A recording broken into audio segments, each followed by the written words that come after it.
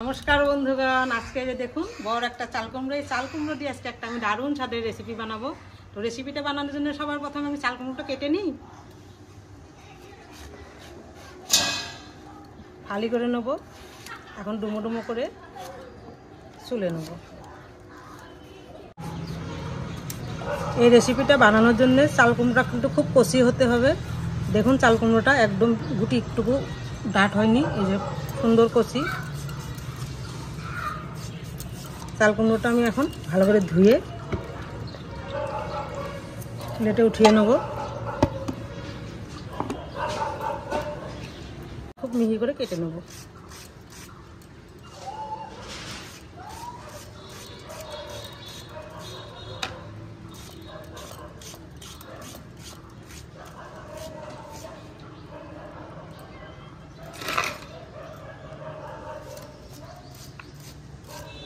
এই যে এইভাবে খুব মিহি করে কেটে নিতে হবে।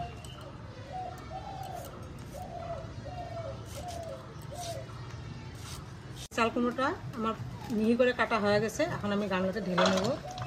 আর এই যে দেখুন অল্প লবণ নিয়েছি, এই লবণটা দিয়ে চাল কুমড়োটা ভালো করে মেখে নেব।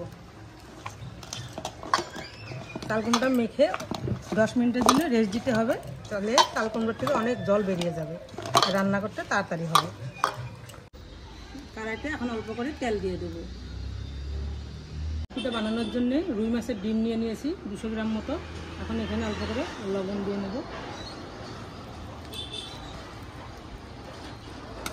আর অল্প করে হলুদ দিয়ে দেবো।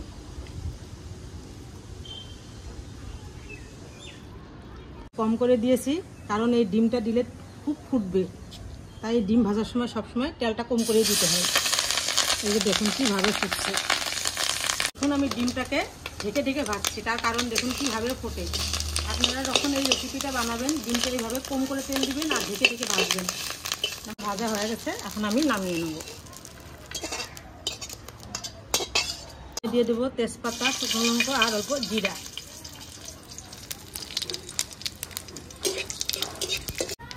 এই যে কত জল বেরিয়েছে দেখুন, এই যে লবণ মেখে রাখলে অনেক জল বেরিয়ে যায়। এখন আমি চাল কুমড়োটা এখানে দিয়ে দেবো।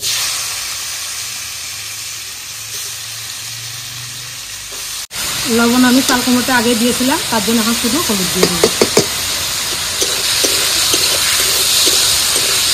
5-6টা লঙ্কা দিয়ে দেবো, এখন ঢাকা দিয়ে দেবো।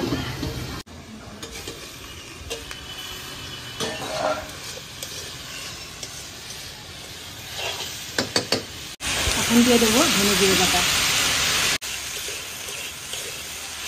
দিয়ে দেবো অল্প করে আদা বাটা।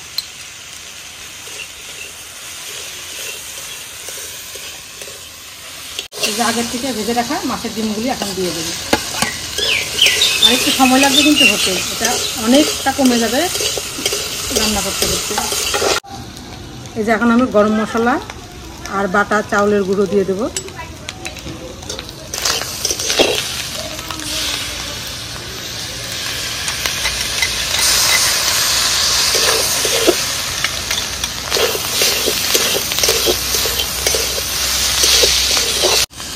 রেডি হয়ে গেছে আমার মাছের ডিম দিয়ে চাল কুমড়োর ঘন্ট। আপনারা একবার বাড়িতে বানিয়ে দেখবেন আর খেয়ে বলবেন এটা কেমন লাগে।